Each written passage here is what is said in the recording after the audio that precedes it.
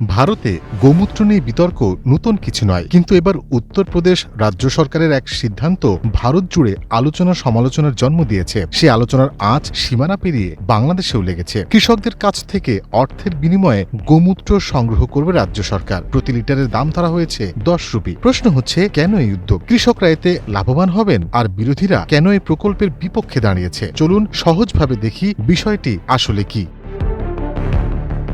ভারতীয় সংবাদ মাধ্যমের প্রতিবেদন অনুযায়ী উত্তরপ্রদেশের মুখ্যমন্ত্রী আদিত্যনাথ সরকার রাজ্যের বুলন্দ শহরের 15টি গ্রামে গোমূত্র সংগ্রহের পাইলট প্রকল্প শুরু করেছে। রাজ্য সরকার বলছে, এই প্রকল্পের পেছনে একাধিক উদ্দেশ্য রয়েছে। প্রথমত, কৃষকদের আয় বাড়বে। দ্বিতীয়ত, প্রান্তিক নারীদের কর্মসংস্থান হবে। তৃতীয়ত, দুধ না দেয়া গরুগুলোর রক্ষণাবেক্ষণে আগ্রহ বাড়বে। পাশাপাশি সংগৃহীত গোমূত্র ভবিষ্যতে কৃষিতে ব্যবহারেরও পরিকল্পনা রয়েছে। কিভাবে চলছে প্রকল্প? উত্তরপ্রদেশের বুলন্দ শহরের সায়ানা তহসিলের নারসাইনা গ্রামে চলছে গোমূত্র সংগ্রহের পাইলট প্রকল্প। প্রকল্পটির দায়িত্বে রয়েছে একটি কৃষক উৎপাদক সংগঠন।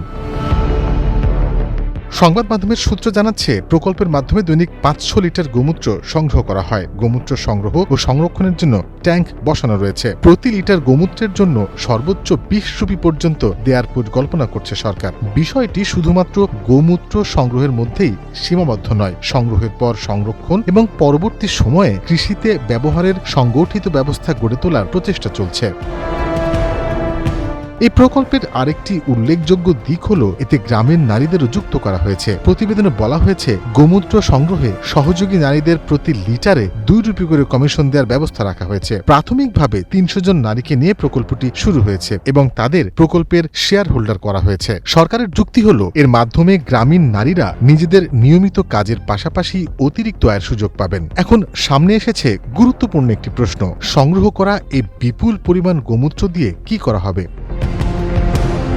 প্রতিবেদন বলছে, সংগ্রহীত গোমূত্র কৃষিকাজে কাঁচামাল হিসেবে ব্যবহারের পরিকল্পনা করছে উত্তরপ্রদেশ সরকার। একই সঙ্গে ভবিষ্যতে রাসায়নিক উপকরণের বিকল্প তৈরির সম্ভাবনাও খতিয়ে দেখা হচ্ছে। তবে এই উদ্যোগ কতটা বাস্তবে কাজ করবে, কৃষিতে গোমূত্রের ব্যবহার কতটা সফল হবে এবং অর্থনৈতিকভাবে কতটা টেকসই, তা নির্ভর করবে প্রকল্পের ফলাফলের উপর।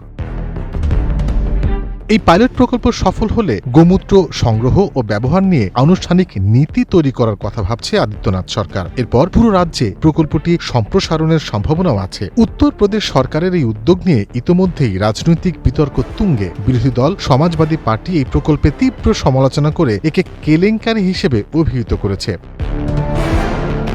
সমাজবাদী পার্টির মুখপাত্র মোহাম্মদ আজম খান অভিযোগ করেছেন, নির্বাচনের জন্য অর্থ সংগ্রহের উদ্দেশ্যেই এই প্রকল্প। তিনি আরও দাবি করেছেন, রাজ্যের গোশালা ও গরুর নিরাপত্তায় যেখানে প্রশ্নের মুখে, সেখানে এই প্রকল্প প্রকৃত চিত্র বদলাবে না। তবে বিজেপি এই অভিযোগ প্রত্যাখ্যান করেছে। বিজেপি মুখপাত্র হিরো বাজপেয়ীর বক্তব্য, সমাজবাদী পার্টি সরকারের প্রতিটি উন্নয়নমূলক উদ্যোগের মধ্যেই ত্রুটি খুঁজে বেড়ায়।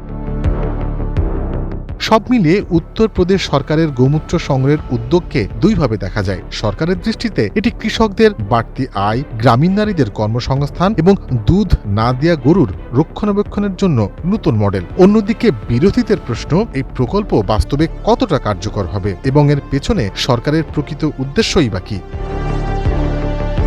আপনাদের কি মনে হয়, অর্থের বিনিময়ে গোমূত্র সংগ্রহের এই প্রকল্প কি বাস্তবসম্মত উদ্যোগ নাকি শুধু রাজনৈতিক বিতর্ক? আপনার মূল্যবান মতামত কমেন্টে জানান।